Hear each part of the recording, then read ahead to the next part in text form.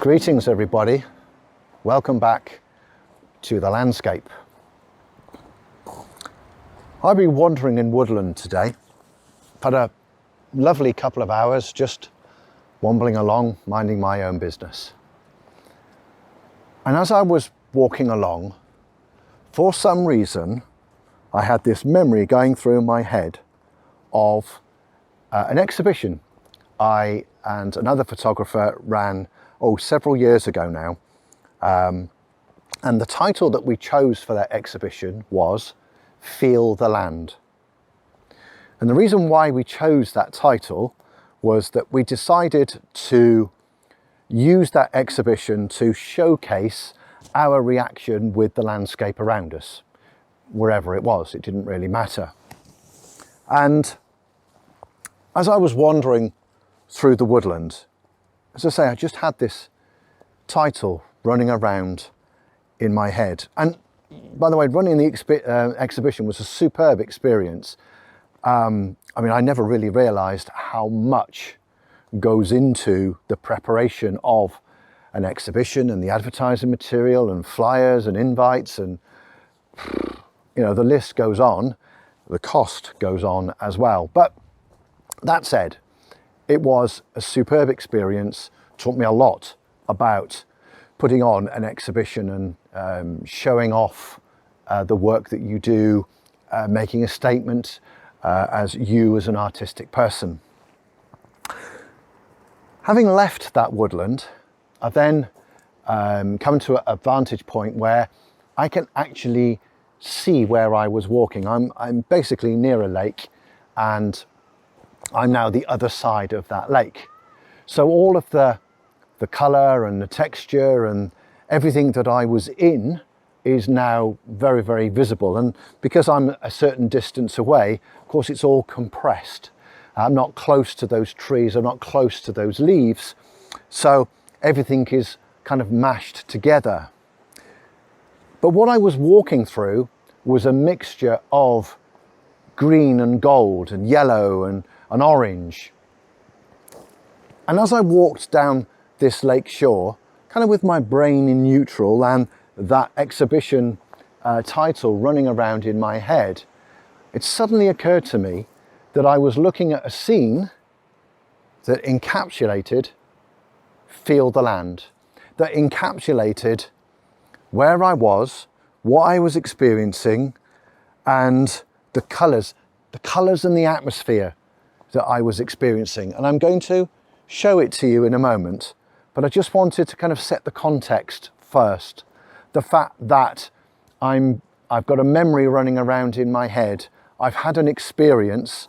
That experience has generated that memory, and now I'm trying to create something that encapsulates what was going on in my head. So I'm going to point you at the land and then have a little bit of a chat with you about what area of what I can see most resonates with my experience inside that woodland. Now, unfortunately, this Osmo Pocket won't zoom in. So you're actually looking at a large area of the landscape. But what I was experiencing in the woodland was the golds and the yellows intermixed with quite a lot of green. So it's this area here where I think there are fir trees of some description, and they're very, very green, but then around them is all of this golden colour. In addition to that, there's then this reflection under here. So what I'm actually looking at is actually quite a small area of the land, not this big wide expanse. I haven't been experiencing these mountains. I didn't climb many slopes to get up to and experience what was going on here. But the reflection that's in front of me, I mean, you could say that's fortunate. Would I include it? I don't know. I'd probably take two interpretations, one with and one without. Just as I'm stood here talking to you about it, I'm now looking at almost sort of that representation. Excuse my fingers. You know, a kind of a 16 by 9. I can't get it good enough like that, because then it encompasses, where are we? This area of green, and there's another area of green just here. In fact, there's two spots. Maybe that's too much gold. I don't know. I think I'd have to look through the viewfinder and find out. But having walked through this woodland here, the paths that I walked through were sort of, I think they were up the top, up here somewhere. What I'm looking at is part of what I've just experienced. And that's what I'm now trying to replicate by looking at the scene in this direction. And it's entirely coincidental. I didn't plan to do this. I just walked along the shore, and all of a sudden I had something that encapsulated that thought. That's what I'm trying to recreate. So let's get behind the camera quickly, and we'll have a play with some frame sizes and see whether that makes any difference.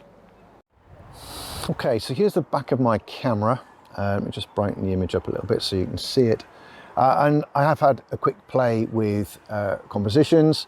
So this is a 16 by 9 aspect, which gives me a long, narrow frame. But what that enables me to do is take in these two areas of green. And I think it's important to have those areas of green and not allow the gold and the yellow and the other colors to dominate too much, because the color that was in that woodland I was going to say it was sparse. It was intensive in some areas, but my overriding memory is it was relatively sparse. So adopting that kind of frame size enables me to encapsulate that quality. Now, if I go to 1:1 and kind of go for what I originally had in my head, which was something like that, which just encapsulates this area of green here.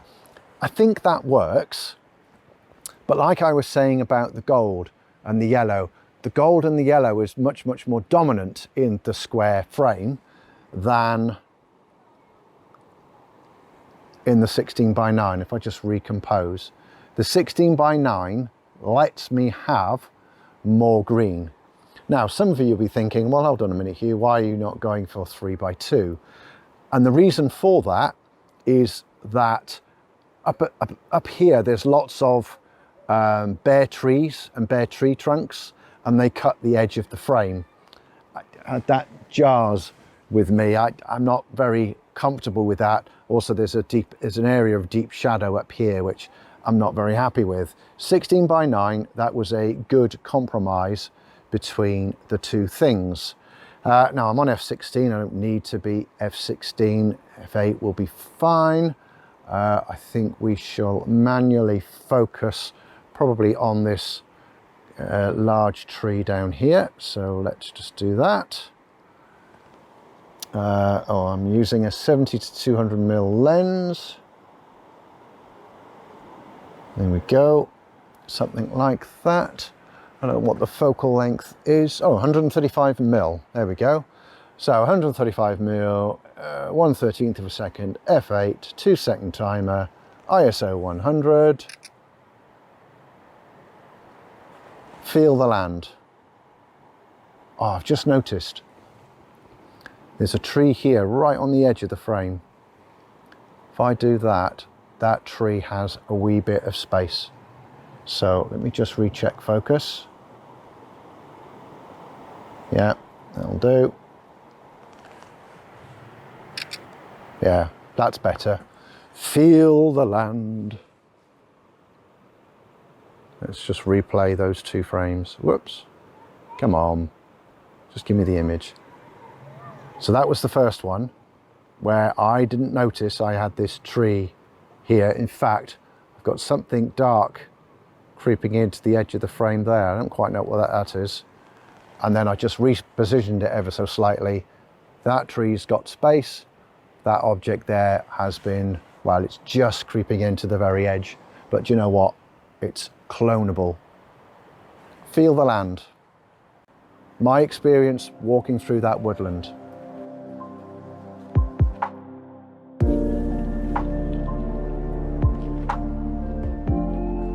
So you'll have noticed I didn't bother with the reflection. I didn't bother with it because water and its reflection wasn't necessarily part of my experience. Also, the surface of the lake all rippled up, so there we are, I was denied.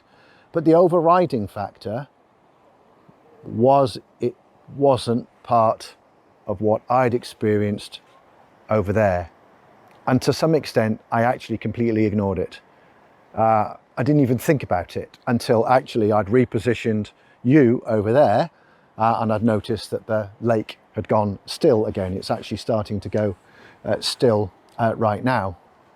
Now, I do appreciate that I've made quite a few videos now where I've talked about emotion and impact and all that good stuff.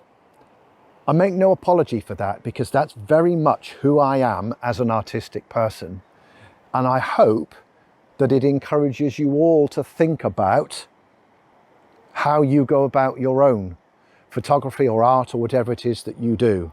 What's the quote that has just popped into my head? The best art comes from the heart.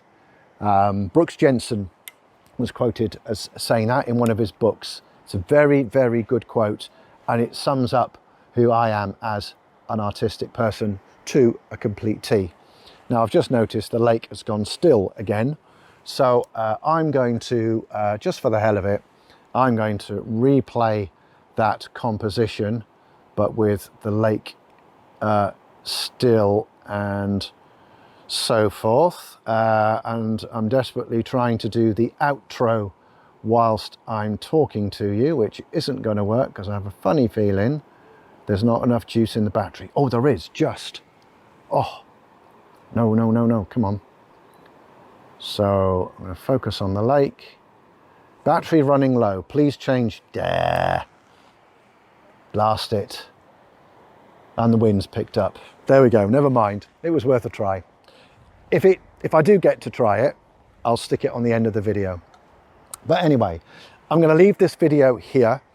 As I say, I hope it encourages you, if you're a landscape artist, to think about your own connection to the subject, or in fact, any kind of artist. Think about how the subject interacts and acts on you. What's your reaction to it or them or whatever it is? I'm going to leave it there. If you like landscape photography, please do consider becoming a subscriber. And also, if you click the subscribe button, please hit the bell button alongside, because then you get a notification as to when I add new content. If you've enjoyed this video, please give it a thumbs up, give it a like on YouTube. It helps the content and it also helps my channel. So until we're out in the landscape again, everybody, please take care and stay well and look after each other. All the best. Cheers for now.